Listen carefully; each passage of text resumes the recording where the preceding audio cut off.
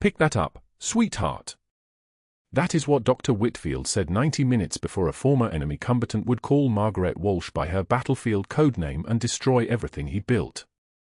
The night shift at St. Michael's Hospital in San Antonio hums with fluorescent lights and the antiseptic smell that never quite masks blood and fear. Margaret Walsh, 58, silver hair pulled tight against her scalp, moves through the surgical wing with hands that never tremble despite the rope-burn scars visible when her sleeves ride up. 3 years. She has worked these corridors for 3 years, her steady hands and unshakable calm earning quiet respect from patients while her perpetually worn scrubs make her invisible to administration. To Dr. Whitfield, she is less than invisible. She is a problem waiting to be solved. She refills medication carts with mechanical precision at 11:27 p.m., her movements economical and purposeful, the kind of motion that comes from muscle memory built over 2 decades of field work. The residents brush past her without acknowledgement, their voices pitched high with the energy of youth and ambition. She does not mind. Invisibility is useful. Invisibility is safe. The PA system crackles at midnight exactly. Code announcement, not for her, not yet. The fluorescent lights above flicker in their endless rhythm like a heartbeat trapped in plastic and aluminum. She touches the challenge coin tucked behind her ID badge in the staff locker, her fingers tracing the worn edges. Ticket 2004 barely visible on its surface, the metal tarnished the color of old blood. She closes the door quickly. By 12:15 a.m., Dr. Whitfield arrives for his first official rounds as the new chief of surgery. Age 42. Designer scrubs that have never seen actual blood. His presence moves through the surgical wing like a pressure change before a storm, the kind that makes old wounds ache. Margaret notices because she notices everything. The residents gather around him as he walks, their postures shifting, their voices adopting a pitch meant to impress. Dr. Chen, young, eager, his name tag still crisp. Dr. Martinez, hands that move too fast, confidence without competence. Whitfield's eyes scan the nurse's station with the cold assessment of someone calculating inefficiencies, someone determining which parts of this hospital he will discard. His gaze lingers on Margaret as she checks a patient's vitals at bedside, her movements precise and unhurried. The vital signs read steady. Blood pressure holding. Heart rate regular. She makes a notation on the chart and moves to the next patient without waiting for instruction. Whitfield watches her silver hair catch the fluorescent light, watches her worn scrubs, watches her age, and his lips curl upward in a way that has nothing to do with warmth. "We're going to make some changes around here," he announces to the gathered residents, his voice pitched to carry. The surgical wing goes quiet. Not the good quiet. The quiet before something breaks. This department has been running on legacy staffing for far too long. Dead weight. Literal dead weight. His eyes find Margaret again.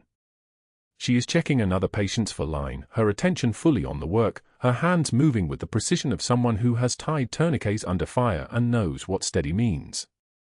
We're modernizing. Streamlining. Moving faster. I expect my surgical team to match that pace. Margaret's jaw tightens imperceptibly. The forecatheter clicks into place. The saline flows.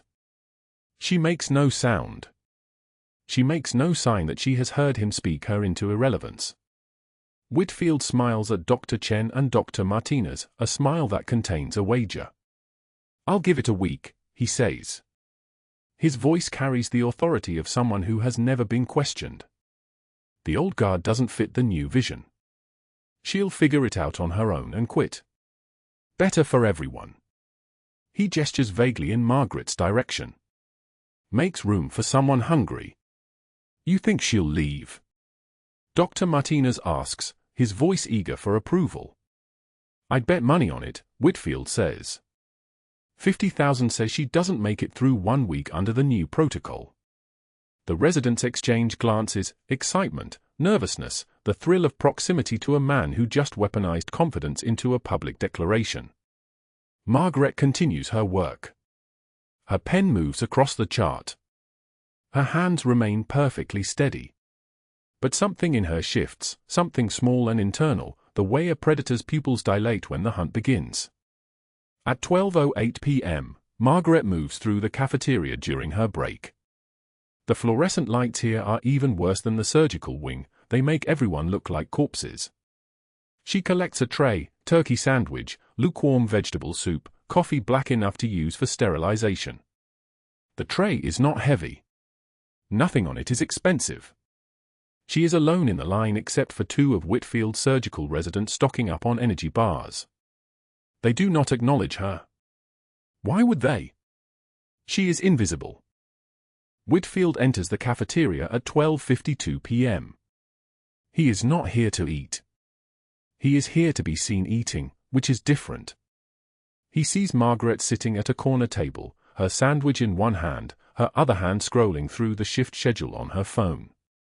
He does not pause to think about this. He does not weigh consequences. He walks directly toward her table, his trajectory a perfect line of intention. "Excuse me," he says. Not a greeting. A demand. Margaret looks up from her phone. Her eyes are grey-blue, the color of concrete, the color of storm water. "Doctor," she says simply. "You're in my way," he says. He is not. She sets down her sandwich and reaches for her tray, standing to move, a small gesture of deference, the kind she has performed 1,000 times. But Whitfield reaches down as she rises, and with a motion that looks almost accidental, he knocks the entire tray from her hands. The sandwich tumbles. The soup bowl flies. The coffee cup shatters against the tile floor with a sound like a small gunshot, and the liquid spreads across the white tile like blood pooling from a wound. The cafeteria goes quiet. Absolute quiet. The kind of quiet where you can hear the fluorescent lights humming their electric drone. Whitfield laughs. A real laugh, the kind that suggests genuine pleasure. "Oops," he says. He turns and walks back out of the cafeteria without another word, his designer scrubs pristine, his confidence undiminished. Margaret kneels down. She does not tremble. She does not flush red. She does not make a sound. Her hands move with the same mechanical precision they always move with, gathering the broken ceramic, wiping the coffee from the tile with paper towels. The surgical residents watch from their table. One of them whispers something. Another laughs quietly, testing whether this is the beginning of open season. Margaret wipes the tile clean. Every fragment of bowl. Every drop of coffee. When she stands, the mess is gone. Only the faint ghost of a stain remains on the white floor, the way trauma leaves markers on skin even after healing. She does not eat. She throws the broken pieces into the trash and returns to the surgical wing. At 3:33 a.m., when the night shift has settled into its rhythm and the hospital has grown quiet the way only hospitals grow quiet at 3 a.m., the absolute dark before dawn, when all the sickest patients are at their worst, Margaret goes to the supply closet on the 4th floor.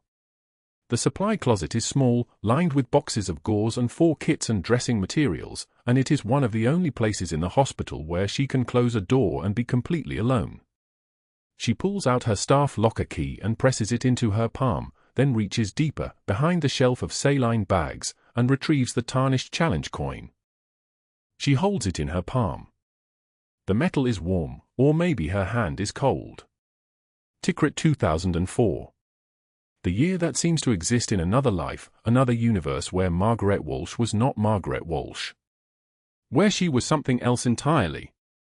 Something with a rank. Something with a unit. Something with a code name that meant angel in Arabic, Al-Malak al-Abayad, whispered by men whose names she was ordered to forget.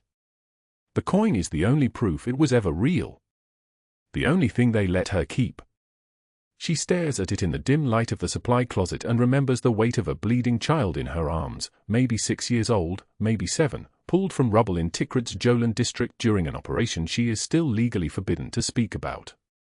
She remembers pressing gauze against wounds that should not have existed on a child. She remembers the eyes, dark, terrified, then grateful when the bleeding stopped, when the pain became manageable, when she tied that tourniquet with the precision of someone who had done it 1,000 times before. She remembers his name because she remembers everything, and she was ordered never to speak it aloud again.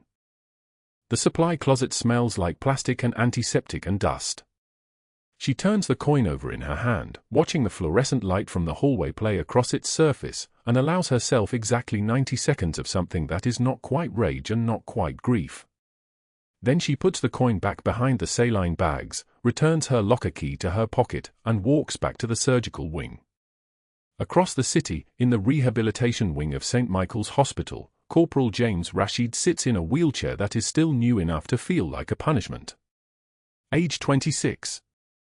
Both legs amputated below the knee from an IED blast 3 weeks ago that also took 2 Marines from his unit and left 43 pieces of shrapnel embedded in his chest in a pattern that looks almost geometric when you see it on X-rays.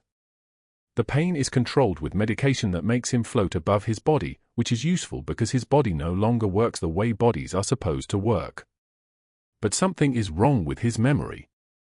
Something is wrong with the way his brain keeps pulling up images of a woman in uniform, maybe 20 years ago, maybe longer, pulling him from rubble with hands that did not shake. Dark eyes above an American uniform. A voice speaking English mixed with words in Arabic, telling him he was going to be fine, telling him she had him, telling him something that made the terror stop being absolute. He was 6 years old. Maybe 7. He was in Tikrit with his father, who was not a militant then, who was just a man trying to survive. The memory is half dream, half real, the way all childhood memories are. But the hands pulling him free, those hands are real. The calm voice is real. The moment when he stopped being sure he was going to die is real. He has no idea that the woman who just left the supply closet on the surgical wing is the reason his childhood trauma does not extend all the way back to death. He has no idea that she has thought about him every single day for 20 years, not by name, because she was ordered to forget his name, but by feeling, by the weight of a child and the knowledge that she got him out. Margaret returns to the surgical wing at 3:56 a.m. Whitfield is long gone, back to whatever luxury his salary and his arrogance have purchased. The surgical team is settling into the deep quiet of a night shift when no new emergencies have arrived and the patients are sleeping or pretending to sleep. She checks vitals. She documents medications. She does exactly what she always does, with the same steady hands, with the same invisible competence. The challenge coin is still warm in the supply closet behind the saline bags. Whitfield has no idea what those rope-burn scars on her wrists actually mean. He has no idea that the silver hair he mocked covers a skull that has survived things he cannot imagine. He has no idea that in approximately 72 hours, a Marine general will arrive at St. Michael's Hospital with a classified file that will rewrite everything he thinks he knows about the invisible night shift nurse he tried to break by knocking a tray from her hands. But Margaret knows. Not about the general. Not about what is coming. But she knows something is coming, the way you know a storm is coming when you have spent enough time in the rain. The afternoon sun hammered through the surgical ward windows like a judgment that refused to look away. Margaret sorted patient charts at the nurse's station, her movements precise and economical, each file aligned with the next like soldiers in formation. Around her, the rhythm of St. Michael's continued, monitors beeping their electronic mantras, the ventilators wheezing their mechanical breath, the distant sound of the pharmacy pneumatic tube system hissing as it delivered medications through the hospital's iron veins. She had worked these corridors for 3 years, and the sounds had become her language. Dr. Whitfield entered the nurse's station with 2 residents trailing behind him like remoras following a shark. Dr. Chen was young, eager, the kind of physician who still believed hierarchy meant wisdom. Dr. Martinez was older, smarter, which made his nervous laugh when Whitfield spoke even more painful to witness. Whitfield pulled a $20 bill from his pocket and placed it flat on the counter between them, his fingers pressing it down like he was sealing a contract with the table itself. $20 as Grandma Moses here quits by Friday, Whitfield announced, loud enough for the entire ward to hear, his finger pointing directly at Margaret. She continued sorting charts, her eyes following the typed names and surgical codes, though her peripheral vision registered every movement in her field. She's slowing down the whole department. I'm watching her drag through my oars like she's carrying anvils in her pockets. The question isn't whether she'll quit, the question is whether she makes it to the weekend before her knees give out completely. Dr. Chen laughed nervously and pulled out a 20 of his own. Dr. Martinez hesitated, then did the same. The bills multiplied on the counter, $60 wagered on her breaking, on her crumbling under the weight of his contempt. Margaret's knuckles whitened briefly on her clipboard, the wood creaking under pressure she didn't know she was applying. But her face remained neutral, her expression the color of hospital walls, functional, forgettable, invisible. She turned a page. Continued her work. Did not acknowledge that she had been reduced to a betting line. The real escalation came at lunch. Margaret carried her cafeteria tray through the break room, coffee in a blue plastic cup, a turkey sandwich on wheat bread, an apple that still held the cold from the morning delivery. She had worked night shifts for long enough to know that eating became a luxury, a 5-minute interruption in a 12-hour dance between patients who needed everything and a hospital that demanded everything. She moved through the surgical team's table with the muscle memory of someone who had learned to make herself smaller, quieter, less present. Whitfield extended his boot deliberately, a slow motion that could have been mistaken for an accident by someone who didn't understand the language of dominance. His leg hooked her ankle with the precision of a man who had been practicing this particular cruelty. The tray went airborne. Coffee splashed across white tile in a dark brown starburst. The sandwich exploded into components: bread, turkey, lettuce, tomato, a still life of ruined lunch arranged across the floor. The apple rolled under his chair and stopped against his shoe. "Oh, sweetheart, you really should watch where you're going at your age," Whitfield said, his laughter cutting through the sudden silence like a blade through anesthesia. The surgical team froze, uncertain whether to join him or pretend they hadn't seen. Someone's fork clattered against a plate. The fluorescent lights buzzed overhead with the sound of insects trapped in glass. Margaret knelt without a word, her face completely neutral, her shoulders squared the way only someone trained to maintain composure under fire could keep them. Her hands did not shake. Her jaw did not clench. Her eyes did not fill. She retrieved the bread first, then the turkey, then the lettuce. She reached under his chair for the apple, her face inches from his shoe, and she could smell the cologne he wore, something expensive and citrus-based, the kind of fragrance that suggested he understood himself as a man worth perfuming. She picked up every piece, every scattered component of her lunch, and she stood without looking at him. "I'm going on break," she said to no one in particular, her voice flat as a hospital hallway at 3 in the morning. She walked to the disposal area, scraped the ruined meal into the trash, and returned to her station. Conversations resumed behind her like water closing over a stone. Someone asked someone else to pass the salt. The moment was already becoming history, already being filed away in the collective memory of St. Michael's as the kind of thing that happened sometimes, one more small cruelty in a workplace that ran on hierarchies as rigid as the ones carved into mountains. But that afternoon was when Whitfield moved from social attacks to something more strategic. During rounds in room for 12, Margaret assisted while Whitfield reviewed a post-operative patient, a woman 3 days out from abdominal surgery, vital stable, pain-controlled, the kind of steady recovery that meant nothing dramatic would happen. Whitfield completed his notes, his pen moving across the chart with the confidence of a man who had never been questioned. He finished the final line, then dropped the chart deliberately at Margaret's feet. Paper scattered across the tile floor like leaves after a storm. "Pick that up, sweetheart," he said, his arms folded across his chest, a smile decorating his face the way a predator wears patience. "Since you're so good at working on your knees." The entire surgical team watched. Dr. Chen looked away. Dr. Martinez shifted uncomfortably, his jaw tightening in a way that suggested he understood the line had been crossed, though whether he would ever say so was another matter entirely. The patient in the bed, Mrs. Eleanor Vasquez, closed her eyes as if by not witnessing the moment she could erase it from her own memory. Margaret's jaw clenched. Just for 1 second. A visible tightening of the muscle, a sudden rigidity that showed, for an instant, that something underneath was struggling against its restraints. Then her face went smooth again, her expression returning to the calm of someone who had learned that composure was its own kind of armor. She bent and retrieved each page, maintaining the order of his notes with careful attention, reassembling the chart into its proper sequence. Her hands were absolutely steady. She handed it back without speaking, and when Whitfield took it, his fingers brushed hers with the casual dismissal of someone touching something disposable. "Good girl," he said. "Maybe you'll learn your place yet."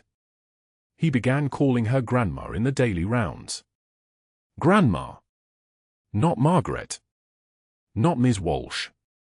Not even the generic nurse. Grandma. The word was a weapon, used to signal age as liability, experience as obsolescence, her presence as an affront to the modern hospital he was building in his image. That night, during her break, Margaret sat in the supply closet on an overturned bucket surrounded by boxes of gauze and rolls of tape and bottles of antiseptic that smelled like hospitals had always smelled. She pulled the tarnished challenge coin from her pocket, the one from Tikrit, the one with the inscription worn smooth by 20 years of thumb tracing. The metal was cool in her palm, the weight of it familiar the way bone-deep things are familiar. She sat alone in the fluorescent light and the silence and the smell of antiseptic, and her hands trembled. Just for 60 seconds. They shook the way hands shake after you've held something so heavy for so long that your muscles forget what steadiness feels like. Her breathing changed. Her chest rose and fell with something that looked almost like sobbing if you knew what to look for, which most people didn't. Then she stood. Then she steadied. Then she returned to work, and by the time she reached the rehabilitation wing for her evening medication rounds, there was nothing in her posture or expression that suggested she had ever been anything other than what Whitfield had declared her to be: a relic, a placeholder, a woman whose shift would eventually end and be forgotten. The universe, however, had other plans. Corporal James Rashid sat in his wheelchair in the rehabilitation ward, his legs ending in compression-wrapped stumps beneath Army-issue PT shorts. The IED blast in Kandahar 3 months prior had taken his legs but left him with something stranger than pain, fragmented memories of childhood that didn't quite connect, images without context, a woman's voice singing something in English while the world moved beneath him. He was 24 years old, a Marine, and he had spent the better part of his recovery trying to stitch together who he had been before the explosion took the lower half of his body and scattered the rest of him across a road he'd never see again. He wheeled himself to the window overlooking the surgical wing, his forearms developing new strength as they powered him forward. Below, staff moved through their evening routines. A resident hurried toward the emergency department. A nurse pushed a medication cart with the efficiency of someone who had made the same route 1,000 times. And then Margaret passed beneath him, moving through the hospital with the quality of someone who took up less space the harder she worked. Something in her stride triggered the memory. Running footsteps. Weight on his back. The rhythm of someone carrying him, and that voice, singing something, singing him through the fear. He closed his eyes and tried to grab the image, but it dissolved the way dreams do when you try to hold them too tight. When he opened his eyes again, she was gone. During his routine examination that afternoon, Dr. Martinez checked his healing chest wound. The shrapnel had been removed from his pericardium 2 weeks prior, and the sutures were holding, or so everyone believed. Margaret assisted, noting his vitals on the chart. She had learned long ago to listen to the body's language, to hear what the numbers were trying to tell her. BP dropping, she said quietly, her voice the tone of someone reporting information, not opinion. From 120/80 to 95/60 in 3 minutes. Dr. Martinez barely looked up from his examination. Probably anxiety. New patients get twitchy around wound checks. But Margaret stepped closer, watching Rashid's neck veins distend, watching his breathing become shallow and rapid, watching the subtle signs that the body uses to declare emergency when it can't scream. "Doctor," she said, her voice still level, still calm, still the voice of someone observing rather than demanding, "His JVP is rising. His heart sounds are muffled." The monitors began to speak a language that couldn't be ignored anymore. Alarm screamed. Rashid's chest wound bloomed red as internal sutures catastrophically failed. His blood pressure plummeted to 70/40. His oxygen saturation dropped into dangerous territory. Dr. Martinez froze, his hand hovering over the call button, his mind still operating at the speed of routine examination and not yet accelerated to the speed that crisis demanded. "Cardiac tamponade," Margaret said, her voice absolutely calm. The kind of calm that comes from having stared down worse things than Dr. Martinez could imagine. He's got maybe 2 minutes. She didn't wait for permission. Her hands moved with 20 years of muscle memory, the kind of memory that transcends conscious thought and operates at the level of reflex. She positioned the bedside for emergency pericardiocentesis while Dr. Martinez stammered about calling Whitfield, about protocol, about who had authority to make decisions. "No time," Margaret said. Rashid's eyes rolled back. His body was shutting down, the way bodies do when the pericardial sac fills with blood and the heart can't expand, can't pump, can't perform the single task it was designed to do.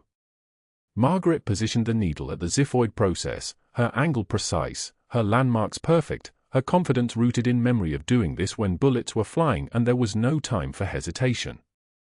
She aspirated 60 cubic centimeters of blood from the pericardial sac in 90 seconds. The moment the pressure released, Rashid gasped, his color returning, his vitals stabilizing like a man suddenly remembering how to breathe.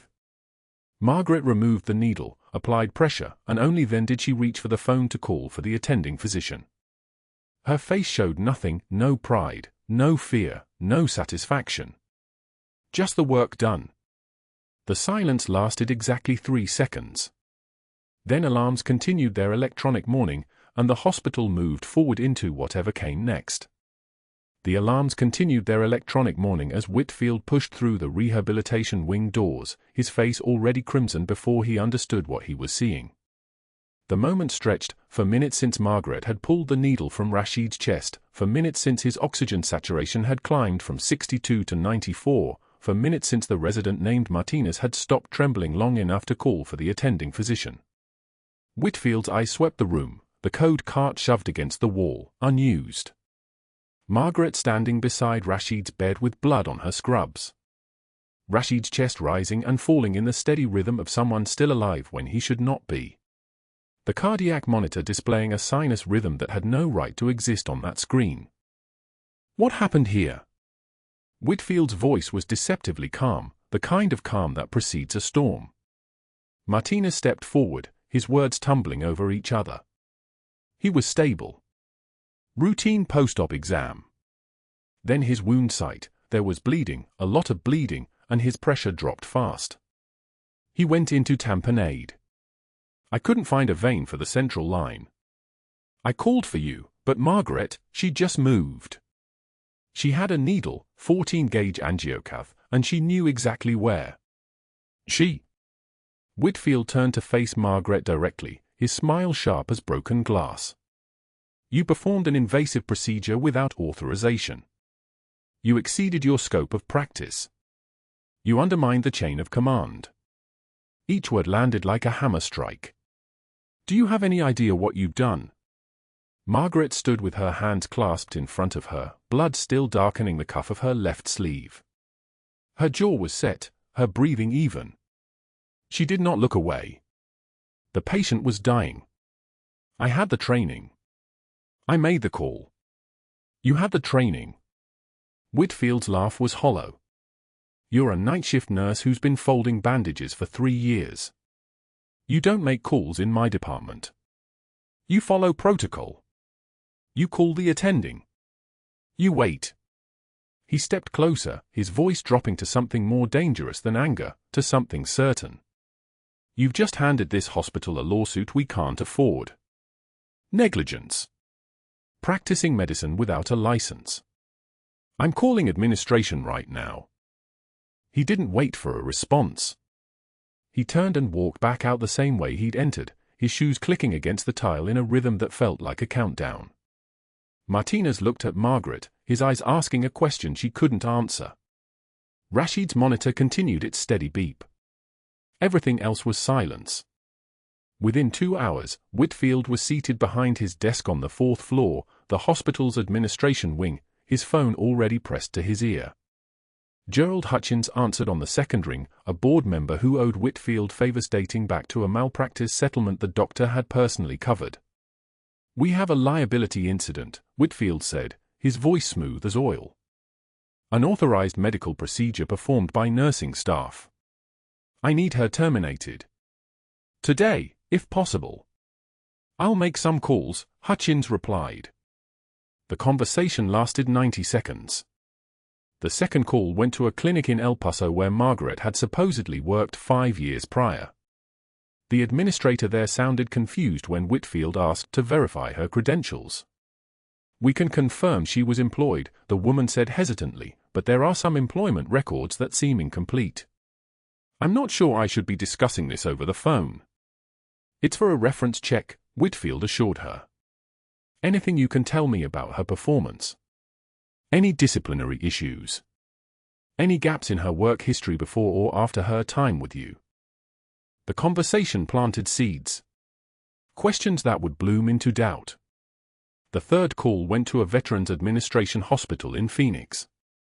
Same questions. Same careful tone designed to extract inconsistencies. "Can you verify her full employment dates? Any gaps in employment records? Any reason she might have left suddenly or under unusual circumstances?" The administrator in Phoenix was more forthcoming. "There's actually a gap in her file from 2003 to 2007. No employment records from that period. It's unusual. We flagged it when she initially applied here, but she said she wasn't authorized to discuss it. We assumed it was a medical leave situation and moved forward. She's been an exemplary employee since then. A 4-year gap. Unexamined. Unauthorized. Perfect." Whitfield hung up and immediately dialed the hospital's legal department. "I need Joint Commission notified about a protocol violation. Unauthorized medical procedure performed by a nurse in the rehabilitation wing. I'll be filing a formal complaint about credential verification as well. There appear to be significant gaps in her employment history that she cannot explain." By 3 o'clock that afternoon, Margaret was called to HR. The room was institutional beige, the color of decisions already made. A hospital attorney named Susan Chen sat across from her, her pen poised over a legal pad. Whitfield stood in the corner like a vulture, his arms crossed. "Ms. Walsh, we need to clarify some items in your employment file," Chen began. "Your nursing license is current and valid. However, there are gaps in your documented work history. Specifically, a period from 2003 to 2007 where we have no employment records, no explanation, and no references available. Can you explain that?" Margaret sat very still. Her hands rested on the table in front of her, steady as stone. "I'm not authorized to discuss that period. It was a matter involving federal security." Chen exchanged a look with Whitfield. His smile was barely concealed satisfaction. "We also have a report from Dr. Whitfield regarding an incident this morning," Chen continued. "He states that you performed a pericardiocentesis on a patient without supervision or authorization. Is that accurate?" "The patient was in cardiac tamponade," Margaret said quietly. "His oxygen saturation was 62 and dropping. The on-call resident was unable to establish vascular access. Another 30 seconds and the patient would have been dead. I performed the procedure that was medically necessary." "But you didn't have authorization," Chen pressed. "You didn't call a supervisor. You didn't follow the established chain of command. There wasn't time." Margaret's voice remained level. "The patient was dying. I had the training and the knowledge. I made the appropriate medical decision." "Your training as a nurse," Chen said carefully, "does not include performing invasive procedures. That crosses into physician practice. Do you understand the liability you created for this institution?" Margaret did not respond. She understood far more than this woman would ever know, understood the difference between textbook protocols and field medicine, between training in a classroom and training in a war zone where your hands had to know what to do before your mind caught up. She understood that some lines existed to be followed, and some existed to be crossed when lives hung in the balance. "Effective immediately, you're suspended pending a full investigation," Chen said. "Your credentials are being reviewed by the Joint Commission. Security will escort you to your locker to collect personal belongings. You are not to return to the premises without written authorization from administration." Whitfield stepped forward as Margaret stood. "I would suggest you find legal counsel, Ms. Walsh. There may be some questions about your nursing license when they're done with their review." Margaret gathered herself. She did not say goodbye. She did not defend herself. She simply walked out of the office with Whitfield's words settling on her shoulders like ash. A security guard met her at her locker, a young man named Tyler who had always said good morning. He looked uncomfortable as she removed her spare scrubs, her ID badge, the small plastic cup she kept for coffee. The tarnished challenge coin from Tikrit sat in the corner of her locker, hidden beneath a false bottom where she'd kept it for 2 decades. She pressed her fingers against it for exactly 3 seconds, feeling the weight of 20 years condensed into a piece of metal the size of a quarter. She left it there. Some things couldn't be taken. The rain started as she walked out of the building. San Antonio rain, warm and heavy, the kind that fell in sheets and made the parking lot steam. She sat in her truck for 20 minutes with the engine off, watching the water stream down the windshield. Her hands were clean now, the blood from Rashid's chest washed away, but she could still feel the resistance of the needle pushing through the pericardial sac, the slight hiss of air escaping as pressure released from around his heart. She had saved his life this morning.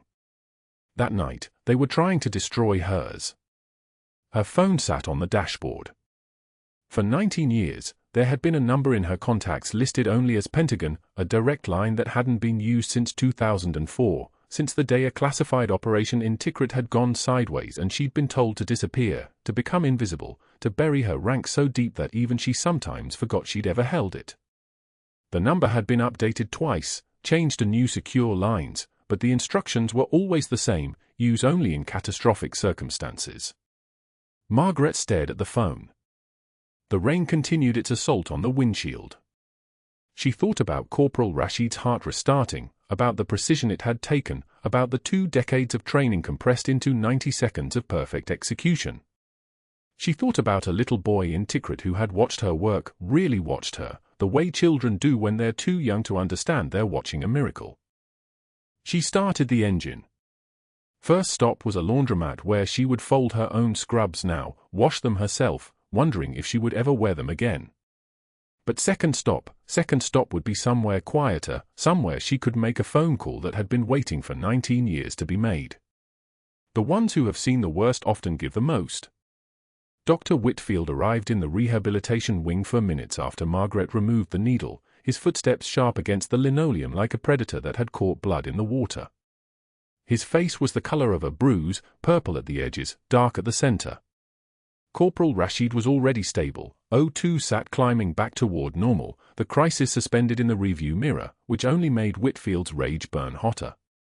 He couldn't tolerate a problem he hadn't created. He couldn't stomach a solution that didn't come from him. "What the hell did you do?"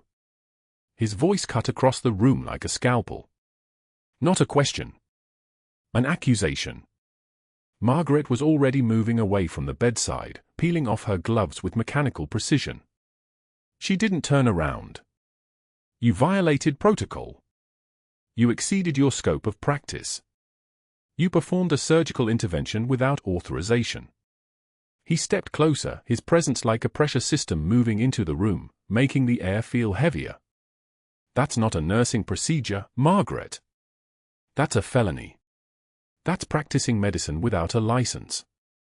She turned to face him then, her eyes flat and calm as still water. The patient was going into cardiac arrest. The on-call resident was frozen. Someone had to act. "Not you."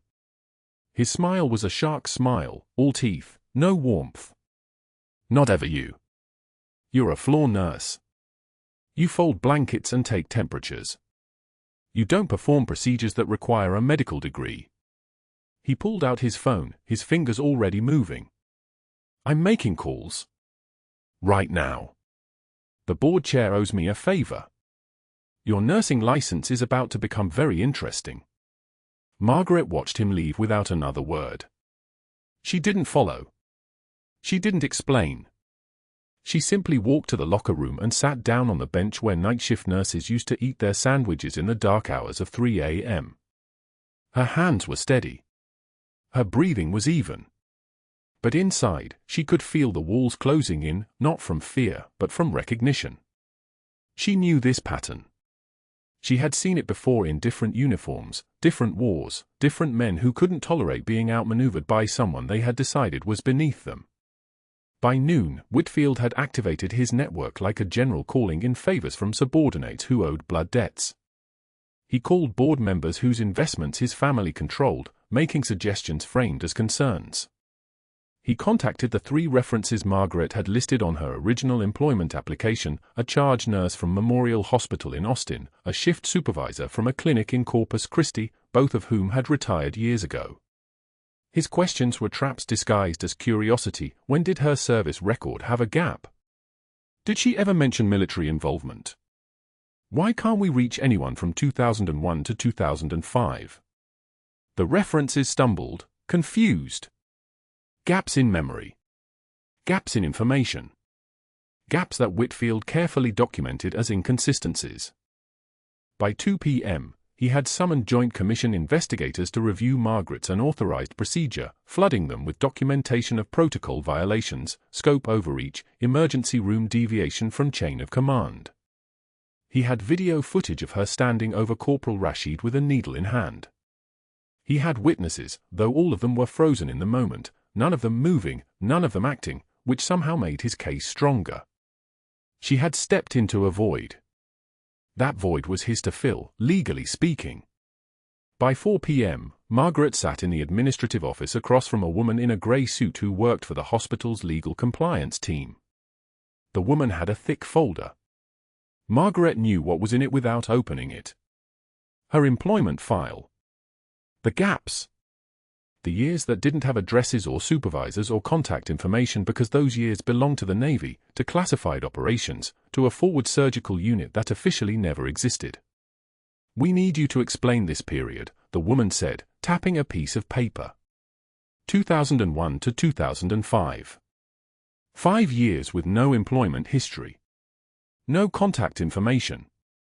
Nothing. Margaret looked at the paper. Her own handwriting on the original application, now 5 years old, now yellowed at the edges. She had written a military service, classified. That was all the space allowed. That was all the truth she was permitted to give. "I can't discuss it," Margaret said quietly. "Those records are sealed by the Department of Defense." The woman's eyebrows lifted. "Can't discuss it, or won't discuss it." "Can't." Margaret's voice didn't waver. "I was ordered to never surface that service record.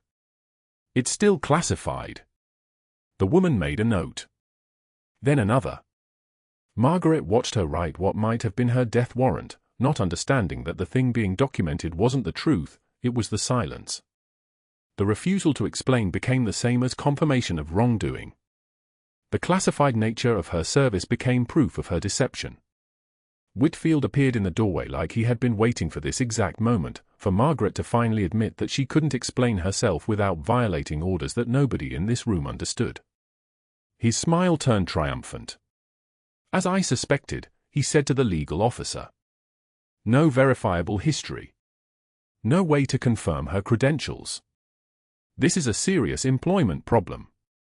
He turned to Margaret, and there was something almost gleeful in his expression, the look of a man who had finally found a way to destroy someone who wouldn't be broken by insults. "You're terminated, effective immediately. Your actions today constitute gross negligence and violation of medical protocols. We'll be reporting this to the Texas Board of Nursing as well.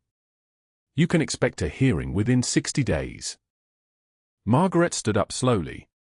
Her jaw tightened just enough that she could feel it in her teeth. That was all. That was the only sign that she had heard him. She walked out of the office and into the hallway where 2 security guards were waiting. She had known they would be. Protocol. Procedure.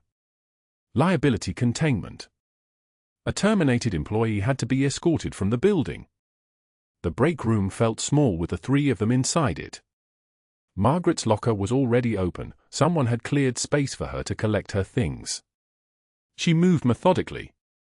Her stethoscope, the one she had bought in 2010, went into a cardboard box. Her spare scrubs, folded neatly, went into the box. The tarnished challenge coin, wrapped carefully in tissue paper from the box of latex gloves, went into the box. She had kept it hidden in her locker for 3 years, never showing it to anyone, never letting it catch the light. It was a relic from Tikrit, a thing made from shrapnel and solder and the weight of lives saved. She wrapped it like it was made of glass and might shatter if handled wrong. Other nurses watched from the doorway. Dr. Martinez started to step forward, to say something, maybe to defend her, maybe to ask what had happened. Whitfield appeared behind the security guards and cut him off with a gesture, a slight shake of his head that communicated more clearly than words, "Don't." Margaret didn't meet anyone's eyes. She knew what they were seeing, a woman being erased, a career being dismantled, a warning about what happened when you stepped out of your lane. She signed the termination paperwork. She handed over her hospital ID. She walked out between the security guards and didn't look back.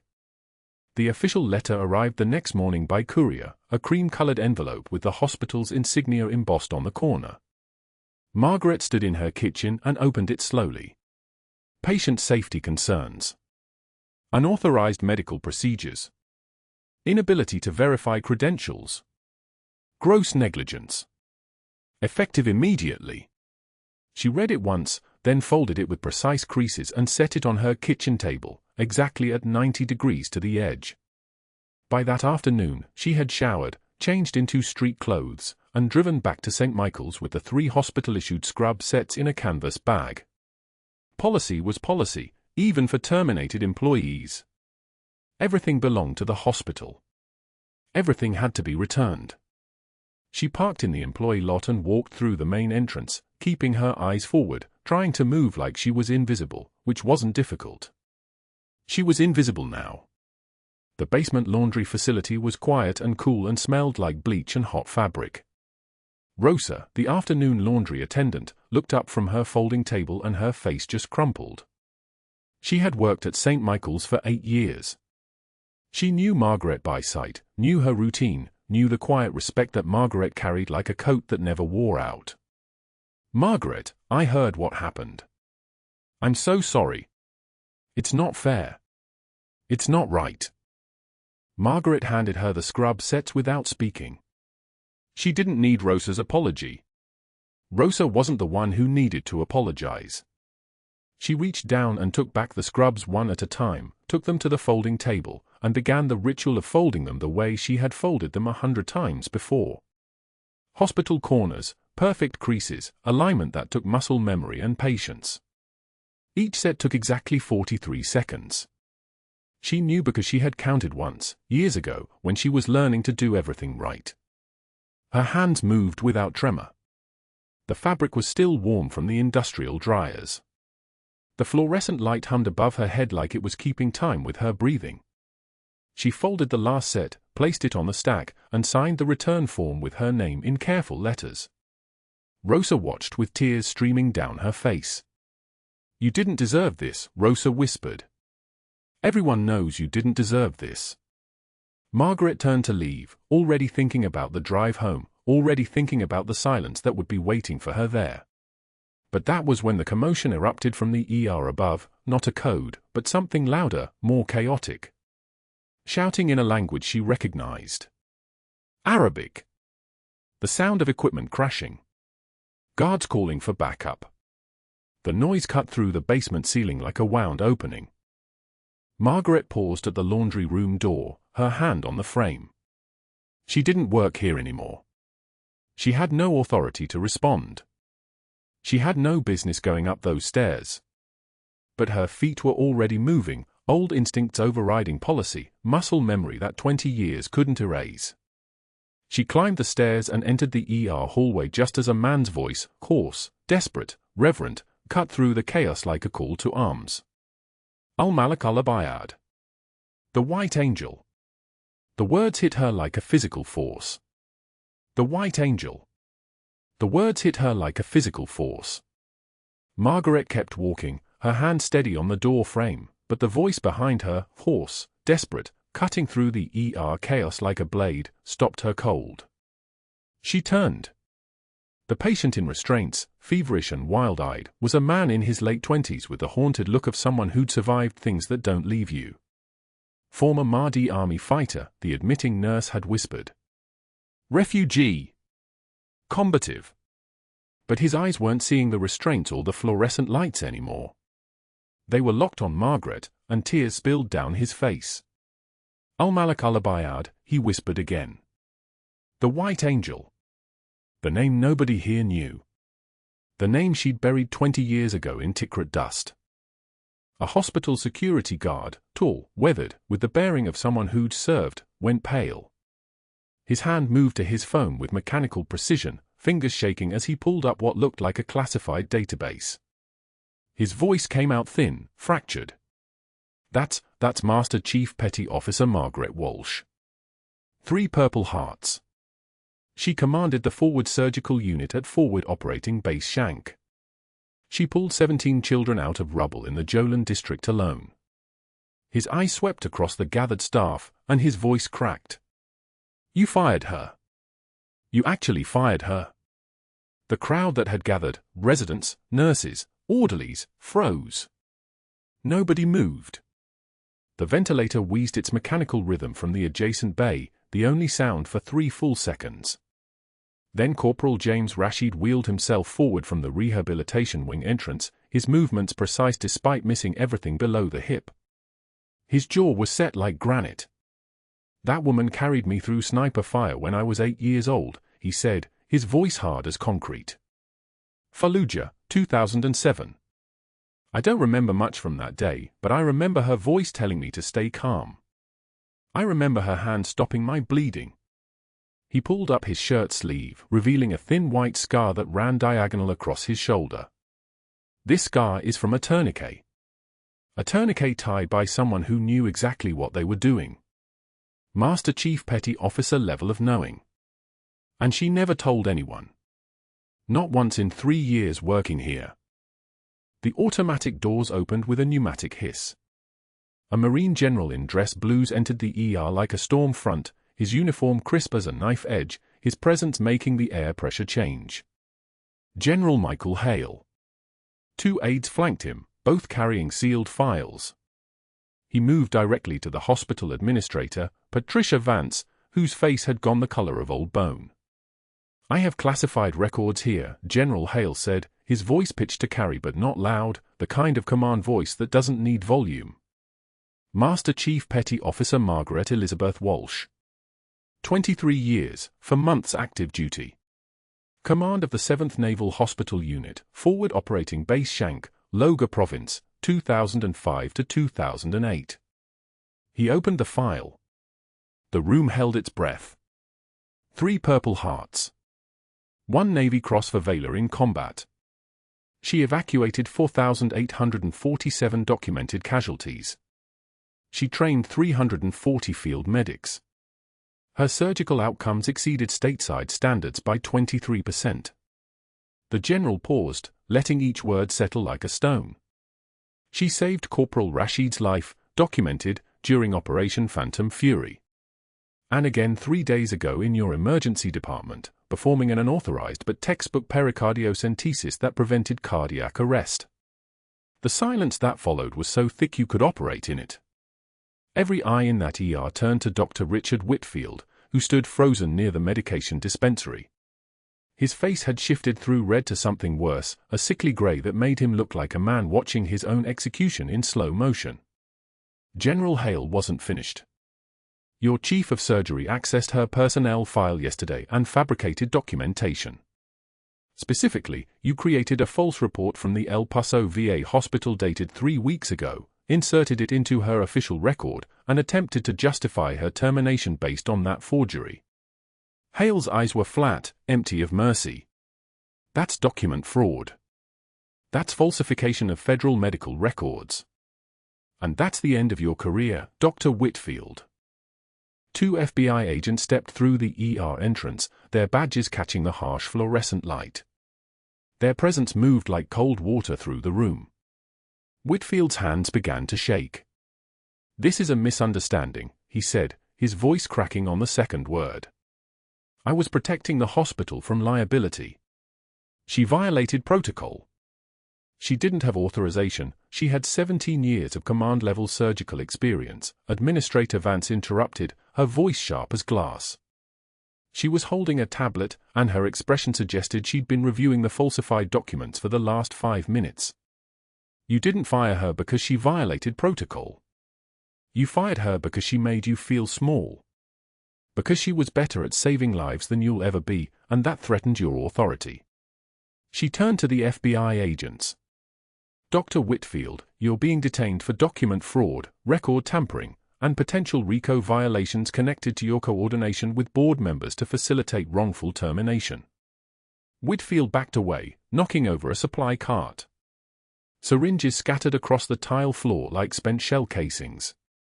You don't understand, he said desperately. She wouldn't follow the chain of command. She wouldn't defer to me. I had to establish authority. You established nothing but your own incompetence, General Hale said flatly. The FBI agents moved forward with the practiced efficiency of men who'd done this before. They read Whitfield his rights in voices that were almost gentle, which somehow made it worse. He didn't resist as they secured handcuffs, but his eyes kept searching the room for someone, anyone, who would defend him. He found only stares. Cold, disgusted, and final. Margaret stood in the doorway of the ER, her hand still on the frame. The challenge coin in her pocket felt heavier than it had in years. Samir, the former Mahdi army fighter, had stopped struggling against the restraints. He was watching her with an expression that looked like prayer. You saved my neighborhood, he said in Arabic-accented English. When we were enemies. You saved my neighborhood. Margaret nodded once. That was all. She didn't smile. She didn't speak. But her jaw unclenched, and something in her chest that had been locked tight for 3 days suddenly released. Corporal Rashid wheeled himself toward her. You going home? He asked. Margaret shook her head. I'm going to the laundry. The break room folding resumed like ritual, like muscle memory, like the one constant in a life that had been erased and rebuilt 3 times already. But this time, when she returned to the unit an hour later, fresh scrubs were waiting, not the worn pair she'd been issued, but new ones with her name embroidered across the pocket in perfect gold thread. And pinned to her collar was the challenge coin from Tikrit, finally polished, finally visible, finally home. 6 months later, the break room TV played the perp walk footage on repeat during the evening news cycle. Dr. Richard Whitfield in handcuffs, his face shattered, his 15-year surgical career evaporating like morning frost. The news anchor's voice was professionally sympathetic. Former Chief of Surgery Dr. Richard Whitfield has been convicted of document fraud and falsification of federal medical records. He's currently teaching CPR certification courses at San Antonio Community College for $15.50 an hour while awaiting sentencing on federal charges. Margaret sat at the break room table with a cup of coffee cooling beside her. Corporal Rashid's wheelchair was parked next to her chair. They'd worked the emergency department together that shift, him as a newly hired patient advocate, her as the de facto director of emergency services, though the title hadn't been official yet. It would be. Patricia Vance had already made the calls. You ever regret it? Rashid asked, watching the news footage. 20 years invisible? Could have been chief of surgery yourself, probably. Could have had Whitfield's title before he ever arrived. Margaret touched the challenge coin on her collar, feeling the smooth weight of it. The ones who have seen the worst often give the most, she said quietly. I wouldn't change it. She stood, leaving the coffee untouched. In the ER, a trauma case was incoming, compound fracture from a motorcycle accident. Combative patient, incoming ETA for minutes. Her hands were already moving toward the treatment bay before Rashid finished wheeling out the door. The ER staff parted when she approached, young residents watching and taking notes without being asked. They wanted to learn from the quiet woman in the worn scrubs with the polished coin on her collar. They wanted to learn from someone who'd actually saved lives, not just managed them. The San Antonio sun was setting beyond the ER windows, painting St. Michael's Hospital in shades of orange and copper. Margaret caught her reflection in the glass, silver hair, steady hands, rope burn scars visible on her forearms where tourniquet knots had left their permanent mark. No longer invisible. No longer erased. No longer anyone's, just a nurse. She turned back to her patient and got to work. Her hands didn't tremble. They never would again. If you've ever been underestimated, if you've ever had someone dismiss your value because they couldn't see past the surface, please like and subscribe. Share this story with someone who deserves recognition. And in the comments, tell me, have you ever met a quiet hero that nobody else noticed? Let's celebrate the ones who keep us alive in the dark. Thank you for watching.